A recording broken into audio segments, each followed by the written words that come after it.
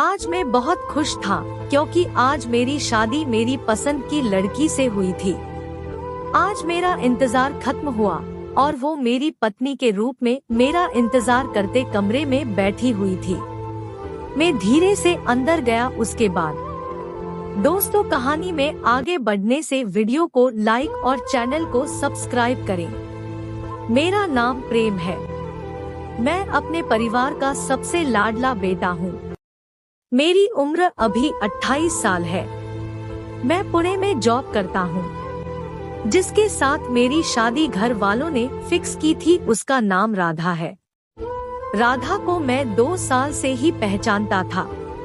राधा को मैंने अपने घर के ही फंक्शन में देखा था और उसको देखकर पहली बार में ही उसके प्यार में पड़ गया। वो इतनी सुंदर थी कि मैंने कुछ ही दिनों में उसके घर वालों से उसका हाथ मांग लिया, क्योंकि वो दिखने में बहुत कोमल थी। उसका बोलने का तरीका, हमेशा हंस हंस कर बातें करना मुझे बहुत पसंद आया था और उसके परिवार वाले भी तुरंत ही राजी हो गए, क्योंकि मुझे पुणे में अच्छी नौकरी थी। दिखने में भी मैं काफी स्मार्ट था। फिर हमारी शादी फिक्स हो गई और 2 महीने बाद हमारी शादी तय हो गई थी। 2 महीने हमने काफी बातें की, एक दूसरे के बारे में बहुत कुछ जान लिया था और बाहर भी हम 2-3 बार घूमने गए तो हमारा रिलेशन और मजबूत हुआ था। फिर 2 महीने के लंबे इंतजार के बाद आज मेरी और राधा की शादी बहुत ही धूमधाम से हो गई। यह 2 महीने मेरे लिए 2 सालों जैसे बीते। मुझे उससे रूम में बात करनी थी। उसकी मीठी आवाज पास में रहकर सुननी थी, पर बाद में खुद को ही समझा कि जितना लंबा इंतजार उतना ही गहरा प्यार। जब से हमारा रिश्ता तय हो गया था, मेरा प्यार उसके लिए बढ़ते ही जा रहा था। मैं राधा को बहुत चाहने लगा था। मुझे भी ऐसा लग रहा था कि वह भी मुझे बहुत चाहने लगी थी। उसकी उम्र 23 साल थी। वो काफी सुंदर लड़की थी। उसकी पर्सनैलिटी भी काफी अच्छी थी और मैं भी 28 साल का सुंदर नौजवान लड़का। मैंने भी अपने पर्सनैलिटी को काफी मेंटेन रखा था। राधा मेरे मावशी की सहेली की बेटी थी, इसलिए मुझे उसके बारे में ज्यादा कुछ पता करने की बिल्कुल भी जरूरत नहीं थी। इसलिए मैंने बिना कुछ पता लगाए शादी को हाँ बोल दिया था। आज मेरा इंतजार खत्म हुआ और वो मेरी पत्नी के रूप में मेरे कमरे में बैठी हुई थी। मैं यही सोचे जा रहा था कि कमरे में वो मेरा इंतजार कर रही होगी। राधा को दुल्हन के जोड़े में देखने के लिए मैं बहुत उत्सुक था। हमारा लाइफ का पहला सुहागरात का दिन था। मैं बहुत ज्यादा एक्साइटमेंट में था। मैं धीरे से अंदर गया और उसके पास जाकर बैठ गया और बोला, आज तुम्हें कैसा लग रहा है? उसने कुछ भी नहीं जवाब दिया। मुझे लगा कि हमारा स्वागत का पहला दिन है तो वह थोड़ी डरी हुई होगी। मैंने देखा उसके हाथ कपक पा रहे थे। वो बहुत घबरा रही थी। फिर मैंने उसका हाथ अपने हाथों में लिया, पर उसने तुरंत अपना हाथ खींच लिया। मुझे लगा शायद वो शर्मा रही थी। मैंने उससे बोला कि तुम्हें घबराने की कोई जरूरत नहीं है। मैं तुम्हारे पापा जैसे ही बहुत ख्याल रखूंगा और तुमसे मैं इतना प्यार करूंगा कि जितना इस दुनिया में किसी ने भी नहीं किया होगा। वो इतनी सुंदर लग रही थी, मेरा दिल काफी खुश होने लगा था। मुझे अब कंट्रोल नहीं हो रहा था। मैं खुद को बहुत ज्यादा खुशकिस्मत समझ रहा था। मैं उसकी बहुत तारीफ किए जा रहा था, पर उसके चेहरे पर जरा सी भी हंसी नजर नहीं आ रही थी। वो बहुत नर्वस होकर बैठी थी। मुझे लगा शायद वो शर्मीली हो, पर वो बिल्कुल भी हंस नहीं रही थी। उल्टा मुझे लग रहा था कि वो रो रही है। मैंने उसको बहुत पूछने की कोशिश की, पर वह बिल्कुल भी बात नहीं कर रही थी। मुझे लगा कि शादी का पहला दिन है तो मुझे शर्मा रही है, तो मैं उसके बातों पर ज्यादा ध्यान नहीं दिया। मैं उसके करीब जाने की कोशिश की, तभी उसने कहा कि उसके पेट में बहुत दर्द हो रहा है। उसकी यह बात सुनकर मैं थोड़ा अस्वस्थ हो गया था। थोड़ी देर पहले मैं बहुत ज्यादा खुश था, अब मेरी वह सब खुशी गायब हो गई। मैं थोड़ा उदास हो गया। तभी मुझे ऐसा लगा कि उसे कुछ भी नहीं हो रहा है, बस मैं उसके पास न जाऊं इसलिए बहाना बना रही होगी।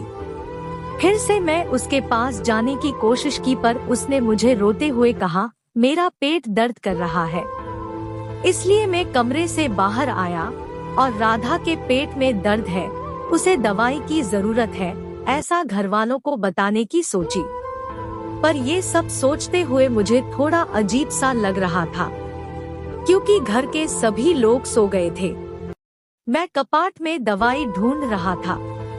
मैं जैसे ही दवाई लेकर अंदर जाता, उतने में मेरा चचेरा भाई ने मेरे कंधे पर हाथ रखा और कहने लगा कि सब कुछ ठीक है ना डॉट। उसको हाँ सब कुछ ठीक है। उसने मुझसे पूछा, फिर तुम्हारे चेहरे पर उदासी क्यों दिख रही है?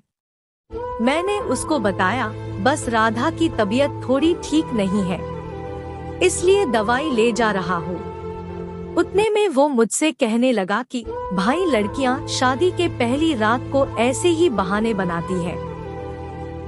जब उसे उसका पति पसंद नहीं होता और उसकी मर्जी के खिलाफ शादी की जाती है, तो वो ऐसे ही बहाने बनाती है। उसको भी तुम पसंद नहीं होगा, तभी वो तुमको पेट दर्द का बहाना बना रही हो। उसने मुझसे यह सब कहा, लेकिन मुझे उस पर गुस्सा आ रहा था। पर थोड़ी देर मुझे भी उसकी बात में सच्चाई दिख रही थी, पर मुझे घर का माहौल बिगड़ना नहीं था, इसलिए मैं कुछ भी नहीं बोला, चुप रहा। मैं मन में ही सोच रहा था, अगर उसे मैं पसंद नहीं था तो उसने मुझे हाँ क्यों कहा। पर जहाँ तक मुझे पता था, उसके घर वालों ने उसकी मर्जी जानकर ही इस रिश्ते के लिए हाँ कही थी। अगले पल मुझे लगा कि कहीं ऐसा तो नहीं मेरे भाई ने जानबूझकर ही ऐसा ख्याल मेरे दिमाग में भरा हो डॉट। मेरा और राधा का रिश्ता खराब हो, इसलिए कभी कभी परिवार के ही लोग पत्नी के बारे ऐसा कुछ बातें बोलते हैं। यह बात को लेकर मेरे मन में बहुत सारे सवाल उठ रहे थे। उसके बाद अगर मैं इसे डॉक्टर के पास ले जाऊं तो इस पर भी परिवार के लोग कहेंगे, ये शादी की पहली रात को ही पत्नी को अस्पताल क्यों ले गया। ऐसे तरह तरह के सवाल मेरे मन में चल रहे थे। सबसे ज्यादा लोग ऐसी चीजों पर बहुत गौर करते हैं और उसे गलत रंग भी देते हैं। मन में सवाल भी चल रहे थे और परिवार के लोग से डर भी लग रहा था। फिर अगले दिन कैसे भी करके मैंने उसको हॉस्पिटल ले गया। जैसे मैं उसको अस्पताल ले जा रहा था तो वह मुझे बोली, मैं यह वाले अस्पताल नहीं चलूंगी, मैं बचपन से जो अस्पताल में जाती हूँ वही अस्पताल में मुझे लेकर चलो। मैं ठीक है बोलकर उसको हॉस्पिटल ले गया। जब वह चेकअप के लिए अंदर गई तो मैं बाहर बैठा हुआ था। बहुत समय हुआ मैं बाहर बैठा हुआ था, अभी तक उसका चेकअप नहीं हो गया, ऐसा मैं मन ही मन सोच रहा था। 1 घंटा बीत गया। फिर मैं सिस्टर से पूछा कि मेरी बीवी अंदर चेकअप के लिए गई है, तो क्या मैं अंदर जा सकता हूँ। सिस्टर ने मुझे इनकार कर दिया। फिर और मैं थोड़ा वेट करते हुए बैठा, तभी वह बाहर नहीं निकली। फिर मैं थोड़ा सिस्टर के साथ जबरदस्ती करते हुए अंदर चला गया तो देखा था मेरी बीवी बेड पर थी। उसको देखकर मेरे पूरी तरह से होश उड़ गए। मैं मन ही मन काफी पछता रहा था। फिर उसने मुझे सब बताया, मैं तुमसे प्रेम नहीं करती हूँ। मेरे घर वालों ने मुझे जबरदस्ती करके मेरी शादी करवा दी। दोस्तों, यह थी आज की कहानी और सभी लड़कियों को कहना चाहती हूँ कि किसी से प्रेम सच्चा करते हो तो प्लीज शादी के टाइम घर पर सब बताएं, क्योंकि शादी करने के बाद ऐसे किसी भी लड़के के साथ छल ना हो जैसे आज मेरे साथ हुआ है।